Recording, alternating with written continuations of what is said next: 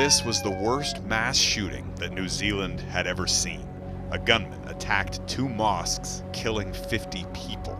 The shooter was armed with a semi-automatic rifle, the AR-15. He'd replaced the standard magazine that holds 5 bullets with a high-capacity magazine, allowing him to fire 30 times without having to reload. He had a standard gun license, and his weapons were legally purchased in New Zealand.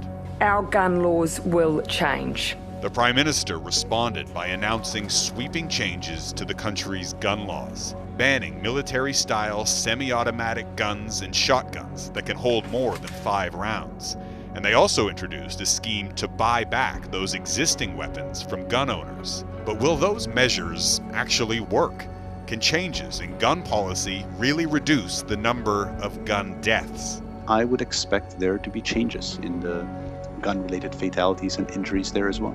Sandro Galea is an epidemiologist and a former emergency room doctor. A few years ago, he and his colleagues conducted the first international study of gun policy.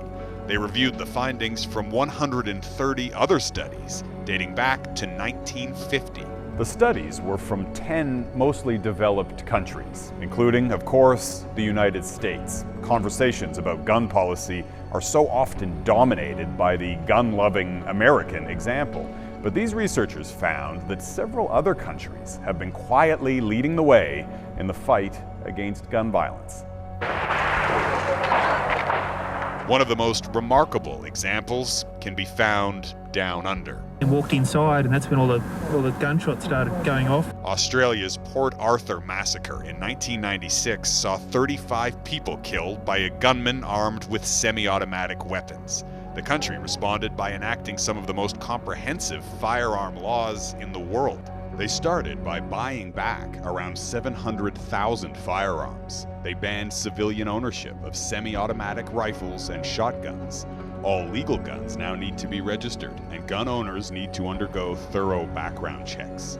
In the 7 years after the laws passed, the firearm homicide rate dropped by more than 40%. Once you implement multiple laws, you might see a stronger effect because you're trying to reduce or prevent violence from occurring from different angles. South Africa is a similar story. In 2000, it banned powerful weapons, implemented a background check system, and required gun owners to have permits and licenses. One study found that gun deaths in 5 major South African cities decreased by nearly 14% per year for the next 5 years. And in Austria, a 1997 gun law introduced background checks, limited access to powerful firearms, and imposed rules about how gun owners had to store their guns. According to one study, gun homicides went down by 4.8%. When you look carefully at cross-country policies, you find that the countries where they either have fewer guns or there is a system of controls about who can access guns, simply have fewer gun-related injuries and gun-related deaths. Canada has adopted many of those policies. Gun owners need a license and must undergo extensive background checks. But those policies have proved less effective here.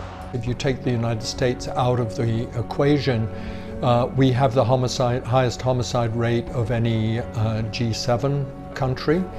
And the shootings in Canada have been going up more in the last few years. This criminologist says Canada's gun problem is unique, in part because of our shared border with the United States and handguns smuggled into the country.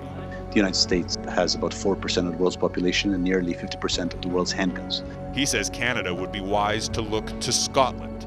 Glasgow was once the murder capital of Europe, but its homicide rate was cut in half after investing in social programs like those that work with at-risk youth. We need a different approach. That approach is well proven, and I think we need to stop having fights about gun legislation and start having fights about effective programs and investing in effective programs that actually work. As a result of each country's unique geography and culture, there is no one silver bullet policy to reduce gun violence. But the researchers found that those countries that implemented a combination of different policy parts have almost always hit their targets and saved lives.